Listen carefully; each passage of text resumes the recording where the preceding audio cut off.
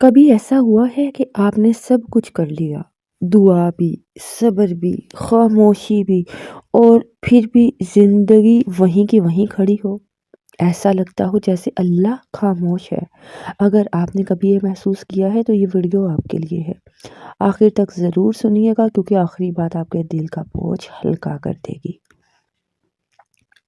السلام علیکم۔ ہم میں سے بہت سے لوگ یہ سوال دل سے چھپا کر رکھتے ہیں، کیا اللہ واقعی سن رہا ہے یا پھر میں اکیلی ہوں یا اکیلا ہوں؟ ہم یہ سوال کسی سے پوچھ بھی نہیں سکتے کیونکہ ڈر لگتا ہے کہ کہیں ایمان پر سوال نہ اٹھ جائے۔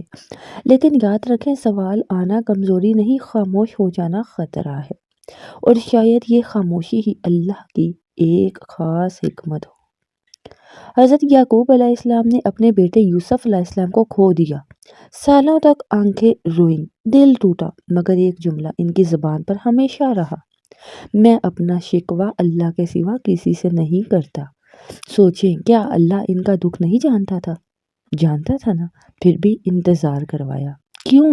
کیونکہ کچھ ملاقاتیں فوراً نہیں ہوتی، وہ تیار ہونے کے بعد ہوتی ہیں۔ اللہ خاموش نہیں تھا، اللہ تیاری کر رہا تھا۔ ہم سمجھتے ہیں خاموشی کا مطلب انکار ہے، لیکن اللہ کی خاموشی اکثر بعد میں بہتر کا وعدہ ہوتی ہے۔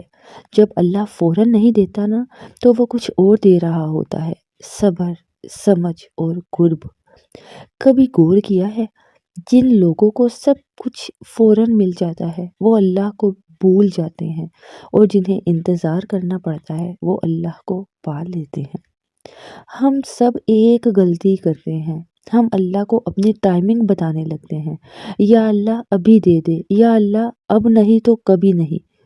یہ دعا نہیں، یہ دباؤ ہے۔ اللہ دباؤ میں نہیں آتا، اللہ یقین دیکھتا ہے، اور یقین وہاں ہوتا ہے جہاں بندہ کہتا ہے: یا اللہ میں انتظار کر لوں گا۔ اگر آج آپ تھک چکے ہیں اور لگتا ہے کہ اللہ خاموش ہے، تو یاد رکھیں، خاموشی بے توجہی نہیں، خاموشی حفاظت ہے۔ اللہ آپ کو ٹوٹنے نہیں دے رہا، وہ آپ کو مضبوط بنا رہا ہے۔ اور اگر آپ نے یہ ویڈیو یہاں تک دیکھی ہے تو شاید اللہ چاہتا ہے کہ آپ ہمت نہ چھوڑیں۔ اس ویڈیو کو کسی ایک شخص کے ساتھ ضرور پہنچائیں جو خاموشی سے لڑ رہا ہے۔ ویڈیو پسند آئے تو لائک کرنے کے ساتھ ہمارا چینل سبسکرائب کر لیجئے۔